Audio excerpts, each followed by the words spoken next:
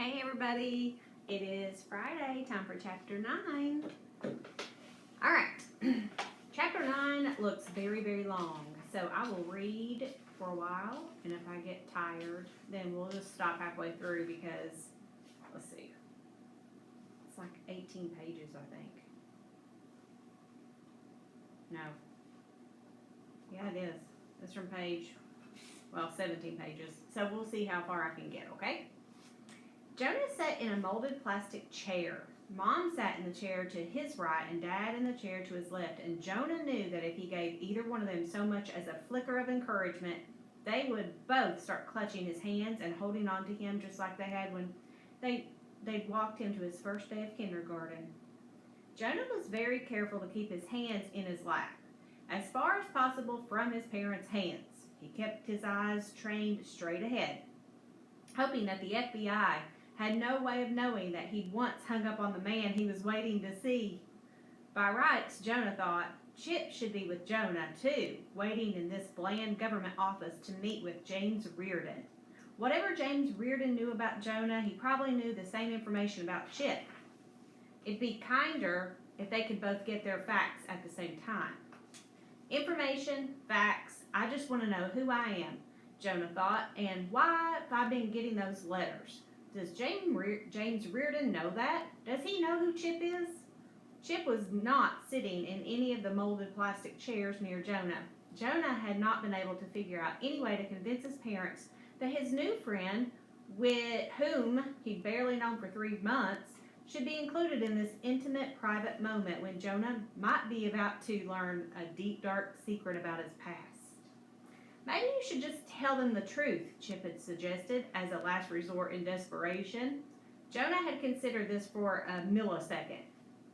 Telling his parents the truth would require informing them that he'd be involved in breaking and entering somebody else's safe, and that their new neighbors, whom Mom had taken fresh-baked banana bread to and heartily welcomed them to the neighborhood, that those same neighbors had been lying to their son for his entire life. And he'd have to tell them that he was receiving threatening letters and he believed somebody wanted to kidnap him. If he told them all that, he wouldn't get to take Chip with him to meet James Riordan. He wouldn't get to go himself. He'd be locked up either to punish or protect him. No, he told Chip, I can't, but I promise I'll tell you everything this guy says. And then you can get your parents to. My parents aren't talking to me about the adoption, remember? Chip said harshly. If they won't even talk to me about it, what makes you think they'd take me to the FBI to talk about it? So Chip wasn't waiting with Jonah, but there was a fourth person sitting in a molded plastic chair on the other side of Dad, Catherine. Catherine had thrown a fit when Mom and Dad had told her about the meeting and how she'd have to be home alone for a little bit while they were away with Jonah. We should be home in time for dinner, Mom said, but if you get hungry without us, there's some of that leftover chili. No, Catherine said. Okay, if you don't want chili, there's always. I'm not talking about food, Catherine said irritably. I mean, no, I'm not staying home alone. I'm going with you. Mom and Dad exchanged glances. Catherine, this doesn't really pertain to you, Dad said. This is about Jonah. And he's my brother, and I'm a part of this family too. And doesn't everything that affects him affects me? Catherine said, sweeping her arms out in dramatic gesture, seeming to indicate a family so broad it could be the whole world. Funny, Jonah thought. That's not what she said that time I broke a lamp playing Nerf football in the house. The argument about Catherine going or not going had raged through the house for 3 days, and then, inexplicably, Mom and Dad had given in. Mom and Dad usually didn't cave in to Catherine like that. Jonah wondered what she'd promised to exchange: to clean up the kitchen after dinner every single night for the rest of the school year, to do her homework without complaining ever again, to not have a boyfriend until she went to college. Something beeped, and Jonah jumped. Okay, he was overreacting. It was just Catherine playing Tetris on her cell phone. Our cell phone, he corrected himself. He felt the annoyance bubbling up stronger than ever. Here he was, staring at a door that maybe hid all the secrets of his life, and Catherine was just sitting there playing a video game. The door opened and a man stepped out, but the man was wearing a gray sweatshirt imprinted with the words, maintenance staff. It was a janitor. "Hey," he said, "any of you want something to drink while you're waiting? The vending machine spit out 2 Mountain Dews and I only wanted 1. "Jonah likes Mountain Dew," Catherine said, pausing her Tetris long enough to point to her brother. The janitor held out a green bottle to Jonah. "You should probably call the vending company," Mom said. "If that machine's malfunctioning like that, maybe next time you'll put your money in and not get anything out." And really, she began fumbling in her purse. "We can pay for this bottle if Jonah's going to drink it." No, it's all good," the janitor said. "I've put in money before and gotten nothing back, so this is already paid for. I just don't want it. You enjoy it, kid, okay?" He tossed the bottle lightly to Jonah, and Jonah caught it. Jonah did like Mountain Dew. At his 10th birthday party, he drank an entire 2-liter bottle of it, and all by himself on a dare, and he was thirsty. But something about the whole exchange struck him as weird and fake, like a soft drink commercial, where people took a sip and were suddenly dancing and singing and hugging total strangers. Was there a secret camera rolling around somewhere? Would he be expected to do a testimonial at the end? There I was, bummed out and a little scared, wondering who I really was when Buster gave me that Mountain Dew. And whoa, suddenly I realized it doesn't matter, we're all brothers under the skin. He and the janitor would have their arms around each other's shoulders by then, with a kick of line dancing girls behind them and birds twittering around their heads, and the dreary waiting room transformed into a lovely meadow. The janitor disappeared back through the door. So no dancing girls and no twittering birds. Mom was still pointless, reaching into her purse. All because of that pay your own way virtue she and Dad always preached. You'd think they'd want to emphasize the whole don't take candy from strangers message too, Jonah thought. He stared suspiciously down at the bottle. The Mountain Dew could be poisoned. It could be laced with a dangerous narcotic, and the next thing he knew, he'd be waking up in a dark room, his mouth gagged, his wrists and ankles tied together. Maybe James Riordan was a kidnapper. Maybe he was the one who'd been sending Jonah and Chip these weird messages. Maybe. Wow, Jonah has an imagination, doesn't he? Jonah noticed that the cap of the Mountain Dew bottle had never been opened. It was still connected to the ring of plastic below it. You are so paranoid, he told himself. The reason Mom and Dad aren't suspicious is because there's no reason to be suspicious. You're thirsty. Someone was nice enough to give you a Mountain Dew. Drink it. Jonah unscrewed the lid, raised the bottle to his lips, and took a huge gulp. Beside him, Dad patted his leg comfortably. Jonah was done with the Mountain Dew by the time the door opened again, and this time a man in a suit stood framed in the doorway. "Mr. and Mrs. Skidmore?" he asked, reaching out to shake their hands. "I'm James Riordan. Come on back." The Skidmores followed Mr. Riordan down a long hallway. The offices on either side of the hallway were dark, with the door shut as if everyone else had already left for the day. Mom must have noticed this too, because she said, "We really appreciate you staying late to meet with us after my husband and I got off work. We really could have—" "Oh, it's no problem," Mr. Riordan said. He showed them into the only well-lit office, a large room dominated by a huge desk. He shut the door behind them. "Please, have a seat."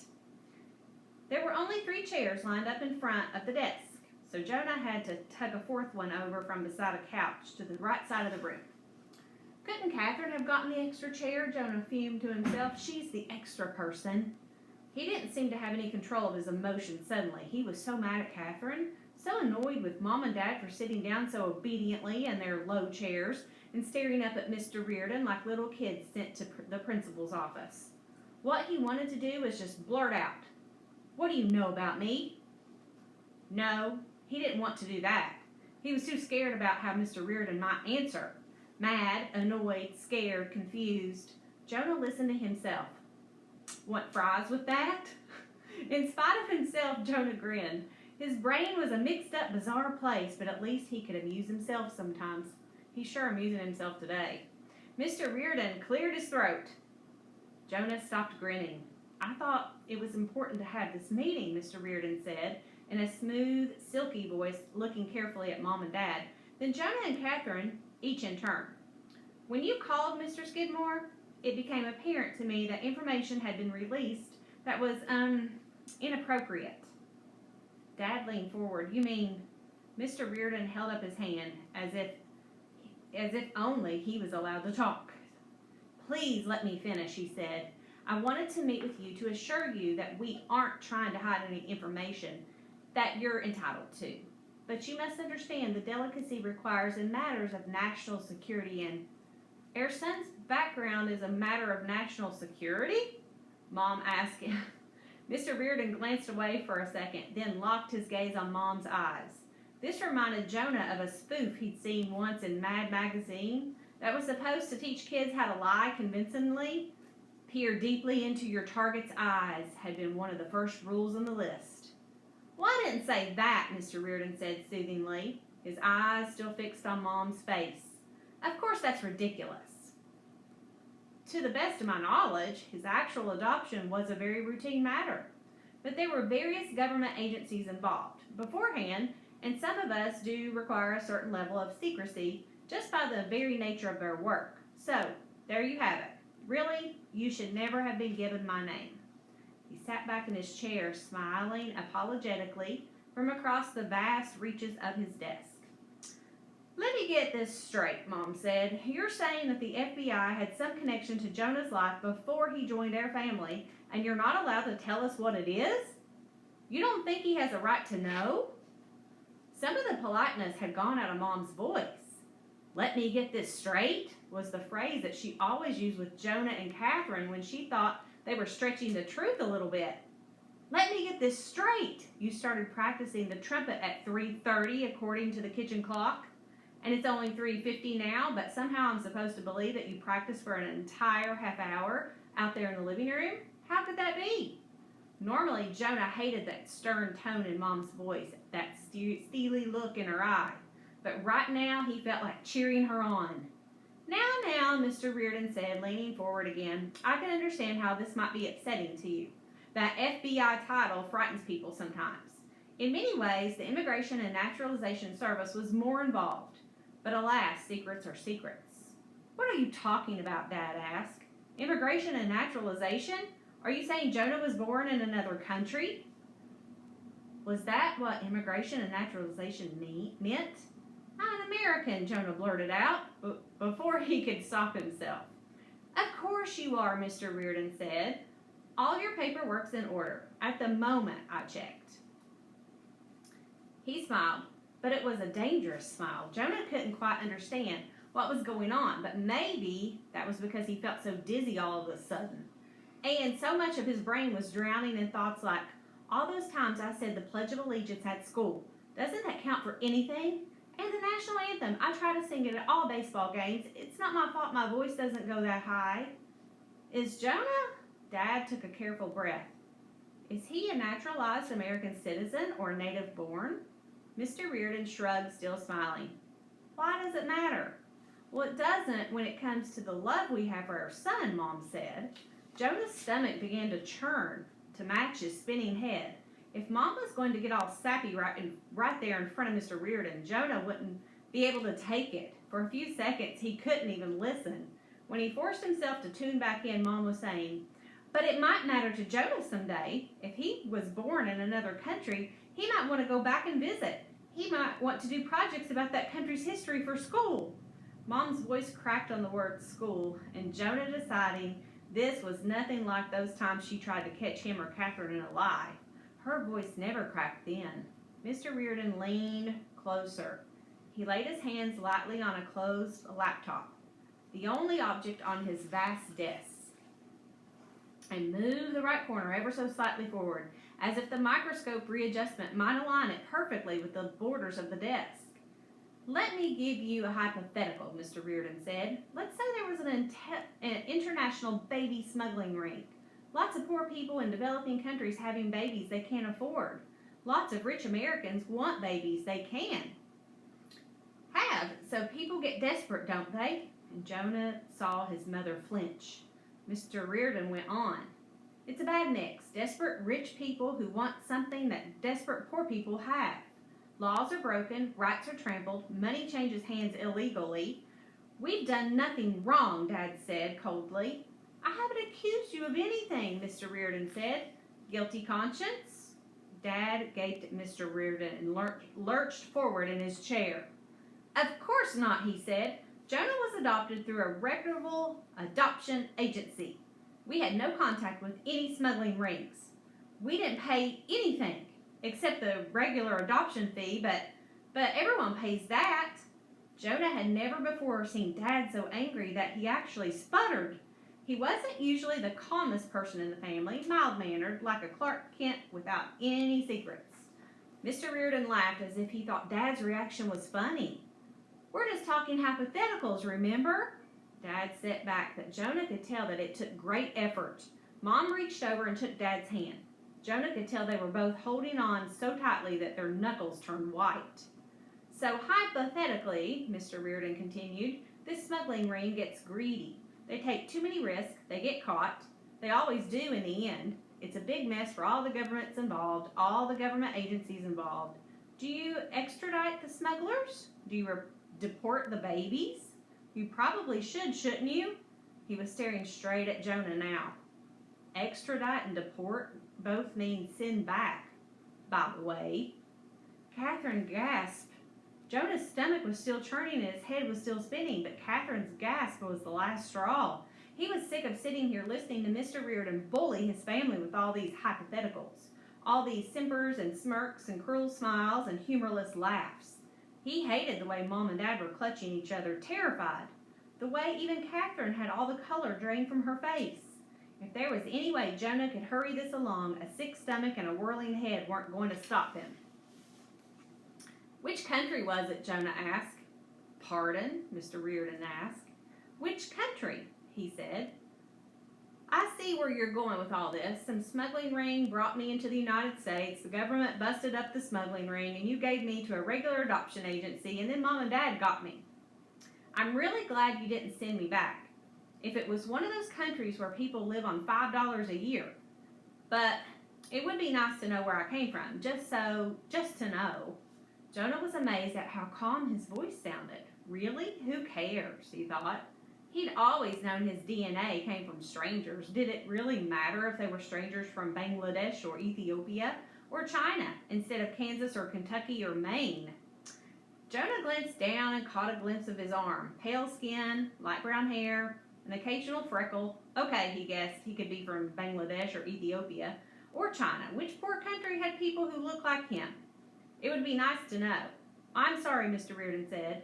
He didn't sound sorry at all. You're asking me for information that I'm not authorized to provide. Then who would be? Mr. Riordan shrugged. Nobody. It doesn't matter, Jonah told himself. I don't care. But that wasn't true. The room seemed to whirl around. The full room of lies. Mr. Riordan's lying words. Jonah's lying thoughts. He shook his head dizzily. Mom reached out and placed her hand over his just as she'd done with Dad. Jonah didn't shove it away. It seems to me, Dad said slowly, that my son's question is perfectly reasonable. Jonah was relieved to see that Dad had apparently calmed down now, or at least was keeping himself under better control. I don't quite understand the need for all this secrecy. Don't law enforcement agencies usually want to publicize big arrests? Aren't smuggling busts public information? Not always, Mr. Riordan said. Many times we have strong reasons to keep something like this secret, and I can tell you the reasons without giving away the secrets. Or I can't tell you the reasons without giving you the secrets. Quite a quandary, isn't it? Dad and Mr. Riordan seemed to be staring at each other. I understand, Dad said. There are ways for American citizens to request information that they believe should be open to the public. My wife and I can make a Freedom of Information request. We could file a lawsuit if we had to. We would be willing to do that on our son's behalf. Dad wasn't blinking, but neither was Mr. Riordan. Jonah was. He was actually scrunching up his entire face trying to understand. Was Dad threatening to sue? Mom and Dad weren't the type to go around filing lawsuits. They were turn-the-other-cheek types. You could do those things, Mr. Riordan agreed, but you might want to consider your actions very, very carefully. Sometimes there are repercussions. I think your son's documentation is in order, but perhaps if we were forced to revisit his case, we might discover some unfortunate discrepancies. Did you hear about the Venezuelan boy who was deported recently? He was only 17 years old. He spent his whole life in the U.S. except for the first 3 months. He didn't even speak Spanish. But, another careless shrug. He was here legally. I'm sure he'll survive Venezuela somehow. Or he wasn't here legally, so he was illegal. Are you threatening us? Mom asked in a shrill, unnatural voice Jonah was sure he'd never heard her use before. Her hand pressed down on Jonah's. Jonah thought about all those times she'd given him her hand to squeeze when he was a little kid getting shots, or that time he had to have 16 stitches in his knee. Now she was squeezing his hand just as hard. You couldn't take him away from us. We wouldn't let him go. He's our son. Is he? Mr. Riordan asked. What if his real parents came forward, wherever they are? What if they told their story? Our son was stolen away from us. Jonah wanted to correct Mr. Riordan just as he corrected Chip. Birth parents, you mean. My real parents are Mom and Dad. But he started to say, and his stomach was churning. He changed his mind about what he wanted to say. Bathroom, he moaned, his face contorting. I gotta go to the... Oh, for crying out loud, Mr. Riordan snapped. Just as Mom, with much more sympathy, gasped. Oh, Jonah, maybe the trash can. Mr. Riordan reacted as if having a boy vomit in his office would be a form of torture. He sprang up, rushed to the door, flung it open. There, he said, pointing down the hall. Fourth door on the right. Hurry. Jonah ran, clutching his stomach. The hallway seemed even longer than it had before. He had a few dry heaves, and then second door, third door. Here it is, just in time. And he stumbled into the darkness, fumbled for the light, hurried into a stall. All that Mountain Dew he drunk came back up, along with the... Never mind, Jonah told himself. Don't even try to remember what you had for lunch. Then he was done. He leaned his head miserably against the cool metal of the stall. Sorry about that, someone said behind him. It wasn't supposed to make you sick. So the janitor had walked in when he was throwing up.